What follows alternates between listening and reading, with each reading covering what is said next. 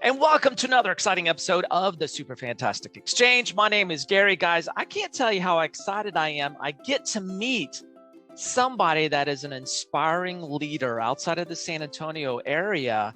And I am excited to bring to you none other than Monica Menjivar. Menjivar, right? Menjivar. Yep. Menjivar. I'm trying it. I'm doing my best. You guys give it up for Monica. Can you hear him clapping? I can. It's too loud, actually. Okay, we'll give him a moment to calm down. All right. Hey, Monica, thank you again for joining me today. It's a pleasure and honor to be able to connect with you. We were talking earlier about some of our common threads and places that we live, so it's kind of neat to meet somebody that's been in the same areas that we kind of lived and grew up in. So it's kind of neat to meet. It's neat to hear about those things. But what we're here for today is you. And so what I want to do is give you a chance to introduce yourself a little bit more about who you are and what you do. Awesome. Well, my name is Monica Menjivar. I have been in multifamily for going on about 16 years now. Started as a leasing associate and worked my way up to regional and decided to go home and have some babies. And now I have two beautiful boys. I'm back in the industry and certainly thriving from the experience that I've gained from being home and also the years prior in multifamily.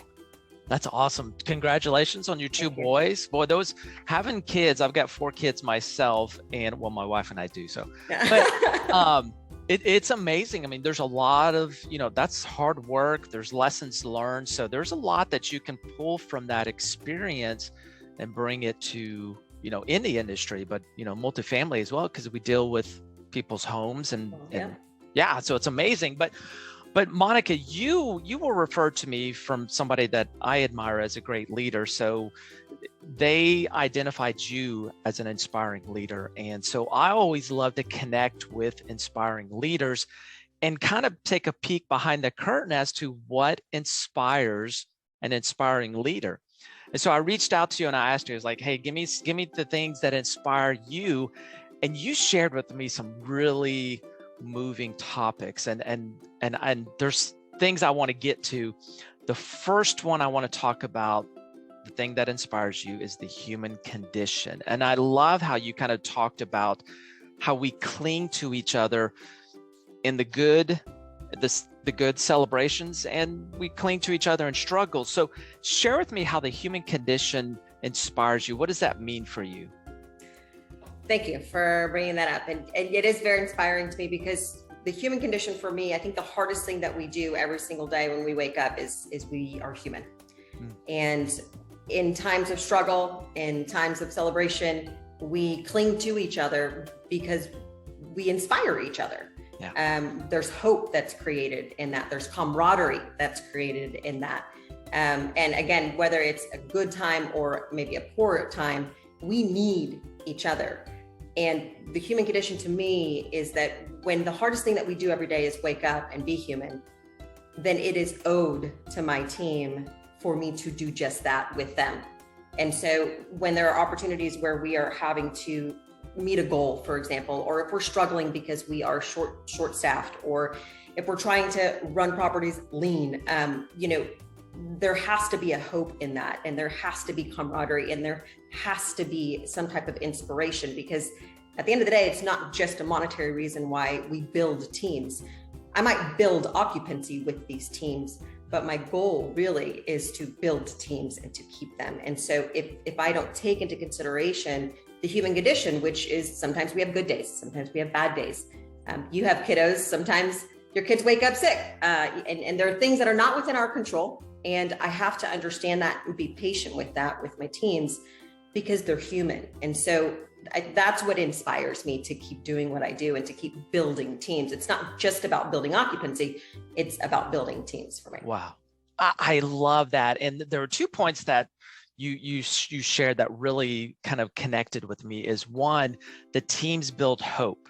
And the other one is, things aren't always controllable.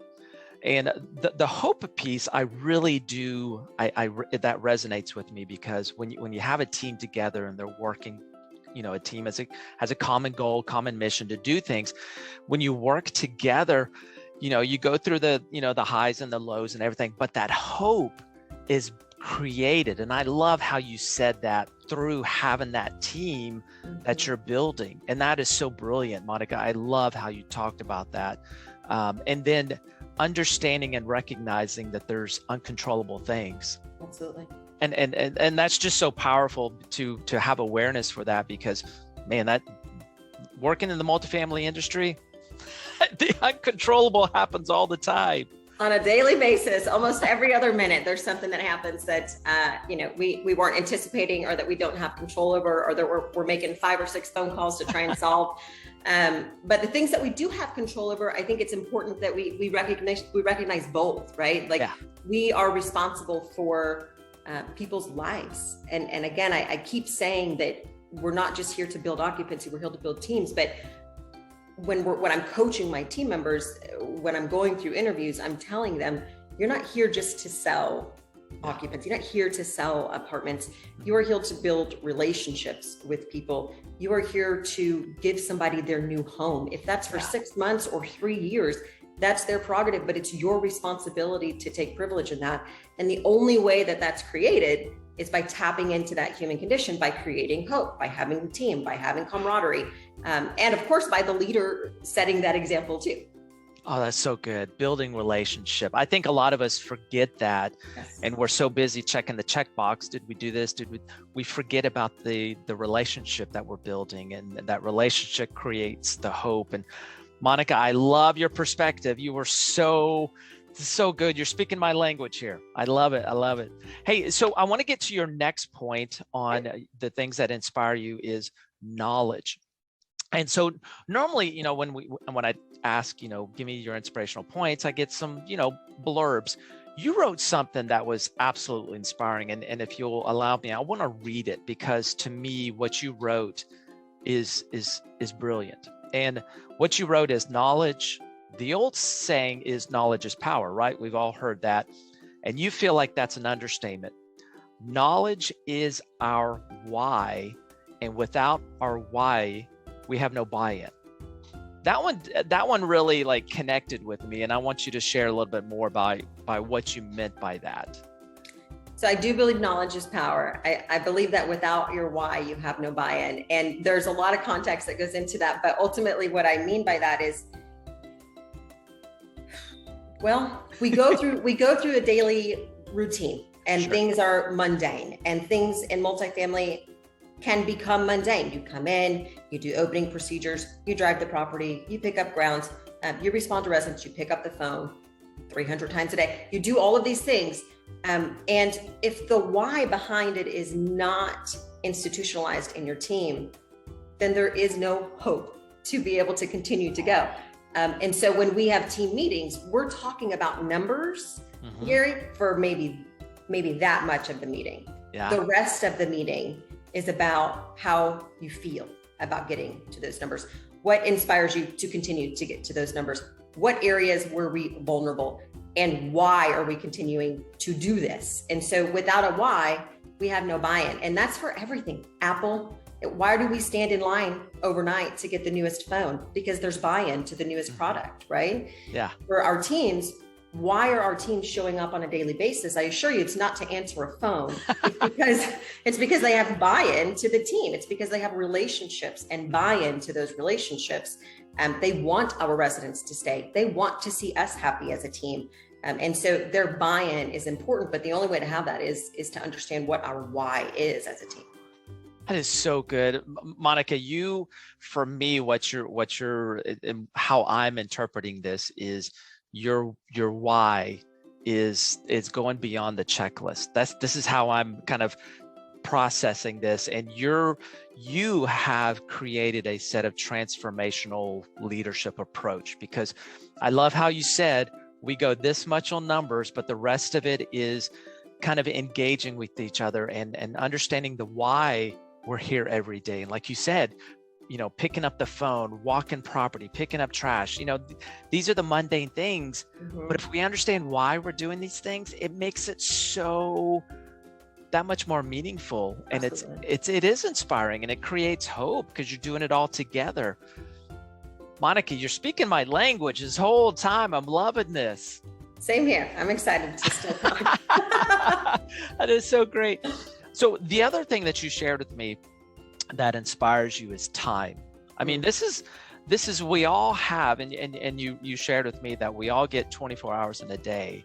So share with me, why does time inspire you? How does that build for you? To create hope and buy-in, and to establish a why, and to have camaraderie, and to be transformational, and to be a leader. Those are all choices that are made. We have to make the choice to be transformational, or we will stay stagnant. If we don't make that choice, then we have mundane people just daily working for us. Yeah. And for me, time is important because it's hard to give. When somebody gives you their time, they've made accommodations to give you that time. Wow. And we all have different backgrounds, whether you're a single mom, single dad, doesn't matter what you are. If somebody's giving you their time, that is precious, because we all have the exact same amount of time. So on a weekly basis, if you're having meetings, or when I'm having meetings with each one of my team members and discussing them, because they are my hope, they are the ones that drive me and inspire me to continue to keep going. When we're talking about them, it's an hour to an hour and a half sometimes. Do I have money reports to do? Yes. Do I have a lot of deadlines that I have to meet? Yes. But that meeting is important. It's important for them to know that there's communication, there's trust, and there's inspiration there, that their leader hears them, understands how they feel, and knows that time that's given is just as precious on the opposite end. I'm never too busy to talk to my team. And I will say this, if I am, they know, because I will look at them and say, I am so sorry, but I can't give you my undivided attention right now. Give me 5 minutes and I promise you, you'll have all of me. Because that's important. It's not okay to talk to somebody and continue to type, or continue to look around, or continue to look at your watch. I've got better things to do than talk about your movement or whatever it is. And that's why it's important. Time is precious. And if we can't give it to other people, then we're not creating that hope. We're not inspiring them to be transformational. We're just telling them to do a job. And that's where I kind of push the brain a little bit, where I do spend a little bit more time with creating people in this industry. It's so much more than just selling an apartment. It's about relationships. It's about investing time, and it's about becoming inspirational to each other. That is so good. And there's a couple of key words that you shared that kind of stand out to me is, time is precious. And you also mentioned you're investing.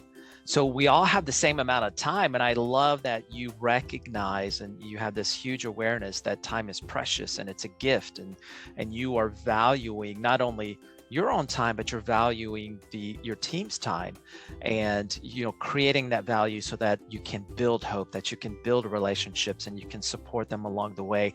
And what you do at that time is an investment in them, and they recognize that. I recognize, you're giving me a gift of your precious time to just chat with me today and share your inspiration. I'm honored by it, and I could see how your team recognizes the honor that you have when you spend time with them. That is an honor thing that you do with them, and that's totally transformational. And Monica, and I can see why Tony referred you to me, because you really do have a transformational approach. You have an honor approach. You have a respect approach, and recognize there's hope in the human condition when you do it right. And I love what you're doing, Monica. You are such a great example. And I'm going to go back and rewatch this episode, because you just got some great nuggets of wisdom that I appreciate very much and resonates with me. Thank you, Gary. And it's been great. And you have one last thing, you kind of like a bonus topic that you shared with me is communication. And that is the first stepping stone to building a strong relationship. So tell us a little bit more about what that means to you. Communication and knowledge, they go hand in hand. I think if you're not willing to communicate, then you're holding somebody's knowledge away from them. And because if you hold that knowledge away, it's very difficult to create that buy-in or that why. And so the communication is necessary to put that time aside to then be able to provide knowledge, create buy-in, and then have a why for your people. So communication is imperative, regardless of any team that you're on, any industry that you're in. Communication is 100%. Yeah. No, I agree. Communication is the bridge to take the knowledge to the team so that they can build the hopes, that they can build the relationships, so they can become, oh my gosh, you need to create a flow chart with this. Mind blown, Monica. You have taken this episode to the next level, and I can't thank you enough. Hey, Monica, we're getting close to the edge of our time, and I want to give you a chance to share a closing thought before we wrap up here today. Thank you. I think that what I'd like to say at the end is simply that it's time for us to be human again. And I think the pandemic took a lot of that away from us. It made us be innovative, which was great. And I think we benefited from that a lot. But in multifamily, it's very easy to get away from being human. And that's what we do. We preach that we're people, but are we really being human? And I think it's time for us to be human again. Oh my gosh, the human condition. Monica, you have wrapped this up, put a bow on it. I absolutely love what you shared with us today, guys. I want to encourage you to please go follow Monica on LinkedIn. She's posted some really good stuff. If you ever have a chance to connect with Monica, man, she could probably just impart some wisdom on you, and you will be better for it. Because, man, this episode's been absolutely amazing, Monica. I can't thank you enough for joining me here today on the Super Fantastic Exchange. Guys, you go follow Monica on LinkedIn, and we will see you on the next episode of the Super Fantastic Exchange. We'll see you guys. Bye.